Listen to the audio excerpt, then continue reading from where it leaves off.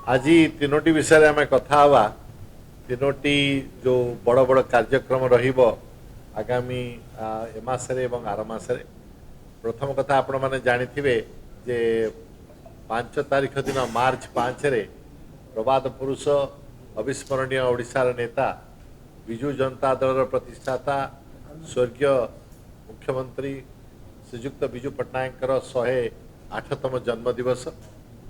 यही जन्मदिवस सबु समय रे विजु जनता दल कर्मी माने ओडिशावासी माने जो माने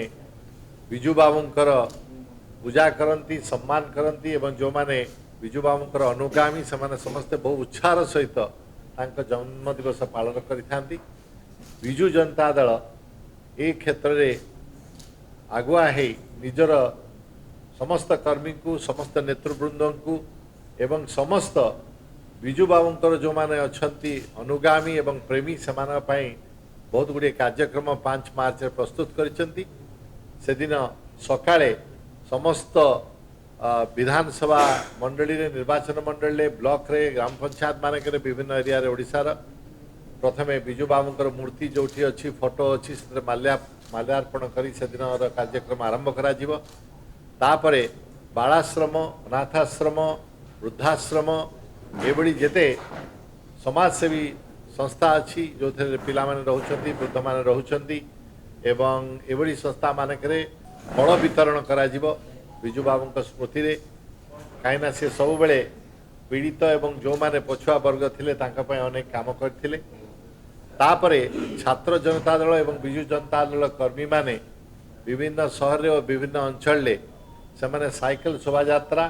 एवं दौड़वा यात्रा करी विजु बाबूंकर स्मरण में समस्त को दिनटी जो अच्छी से विषय समस्त को कहे सेटा आमर आमर प्रथमार सकाळ कार्यक्रम अपराह्न रे अन्य कार्यक्रम रहिबो जो थे समस्त निर्वाचित विधायक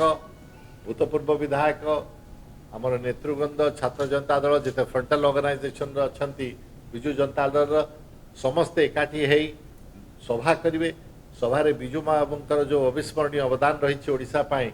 ओडिशार लोक मान उन्नति पाई प्रगति पाई जितेबाला विभिन्न स्थान रे भारत सरकार के सहित